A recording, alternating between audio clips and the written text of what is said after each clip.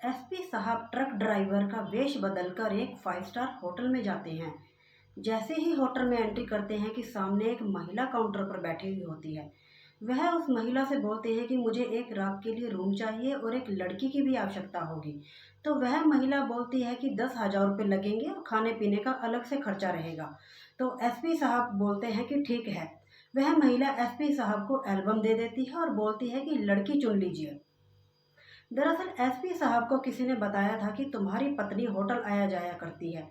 अब इस बात में कितनी सच्चाई है, तो इसी बात का पता लगाने के लिए एसपी साहब होटल गए थे। जैसे ही एल्बम के पन्ने एसपी साहब पलटते हैं कि सामने क्या देखते हैं कि अपनी पत्नी की फोटो को देखकर हैरान हो जाते हैं और मानो की सोच में पड़ जाते हैं और उनके पैरों के नीचे से जमीन खिसक जाती है। अभी तक तो सुना ही था और आज देख भी लिया। मैं आज आपको सुनाने जा रही हूँ एक ऐसी सच्ची घटना जिसे सुनकर आप भी हैरान हो जाएंगे और सोच में पड़ जाएंगे। एसपी साहब अपने परिवार के साथ दिल्ली रहते थे। फिलहाल उनकी पोस्टिंग उत्तर प्रदेश के फर्रुखाबाद जिले में हो चुकी होती है, जिसके कारण वह दिल्ली में उनका आना जाना कम हो जाता है और उनकी पत्नी पीछे से होटल आया जाया करती है। उनकी पत्नी तेज स्वभाव की होती है और लगभग उम्र उनकी 28 से 30 वर्ष होती है। अपनी पत्नी की फोटो जैसे ही देखते हैं कि वह चौंक जाते हैं और वह महिला बोलती है कि क्या हुआ। तो एसपी साहब बोलते हैं कुछ नहीं। वह महिला एसपी साहब को रूम नंबर बताती है और एसपी साहब उस रूम की ओर चल पड़ते हैं।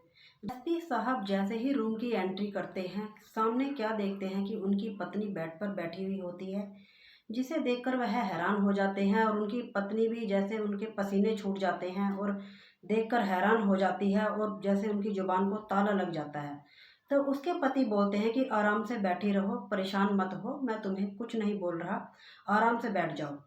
और उसके पति बोलते हैं कि ऐसी कौन सी नौबत आ गई थी कि तुम्हें यहाँ आना पड़ा। अगर मैं तुम्हें पसंद नहीं था तो बता देती।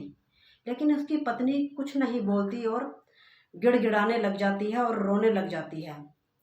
उसका पति उससे पूछता है कि एसपी साहब को पता लगता है कि उनकी पत्नी किसी लड़के से प्यार करती है। वह अपनी पत्नी से उस लड़के का फ़ोन नंबर मांगते हैं, फ़ोटो मांगते हैं और बोलते हैं कि इस लड़के को फ़ोन कर कर यहाँ बुलाओ। तो उसकी पत्नी बोलती है कि चलो घर चलकर बात करते हैं। जैसे ही घर पहुँचते हैं तो उसका पति बोलता है कि उस लड़के को फ़ोन कर कर बुलाओ। तो उसकी पत्नी उस लड़के को फ़ोन करती है और बोलती है कि तुम यहाँ जल्दी आ जाओ, मुझे तुम्हारी बहुत याद आ रही है, घर पर भी कोई नहीं है, जितनी जल्दी हो सके तुम यहाँ आ जाओ।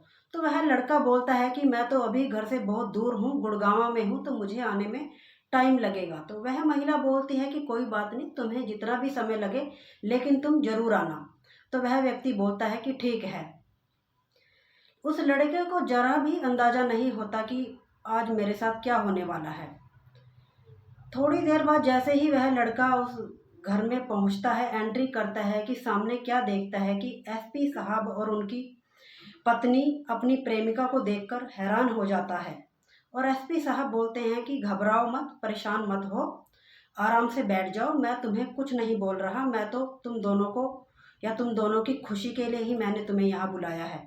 वह उस लड़के को बिठाते हैं, इज्जत से खाना पानी देते हैं, चाय पानी देते हैं और थोड़ी देर बाद वहाँ लोगों को बुलाते हैं और वकील को भी फ़ोन कर कर बुला लेते हैं।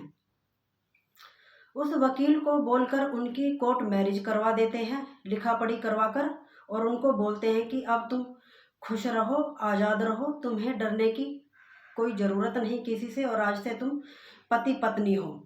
एसपी साहब वहीं खड़े खड़े उनका विवाह करवा देते हैं और बहुत इज्जत से अपनी पत्नी को विदा करते हैं। जैसे ही अपनी पत्नी को विदा करते हैं तो वह रोने लगती है, गिड़गिड़ाने लगती है कि कहाँ मेरे पति एसपी करोड़ों के मालिक और कहाँ छोटी मोटी नौकरी करने वाला लड़का। वह बहुत रोती है और एसपी साहब बोलते हैं कि मैं तुम्हें समय नहीं दे पाया, मैं बहुत बिजी रहता था। एसपी साहब मुस्कुराते हुए बोलते हैं कि मुझ में कमी थी, मैं बिजी रहता था, तुम्हें समय नहीं दे पाता था, तुम्हें एक हवस की, एक आदमी की ज़रूरत थी, वो मैं नहीं कर पाया, तो इसलिए मैंने तुम्हारी खुशी ही चाहिए। जब भी मैं तुम्हें फ़ोन करता था तुम हमेशा यही बोलती थी कि मैं अपनी माँ से बात कर रही हूँ, अपनी बहन से बात कर रही हूँ या अपनी सहेली से बात कर रही हूँ।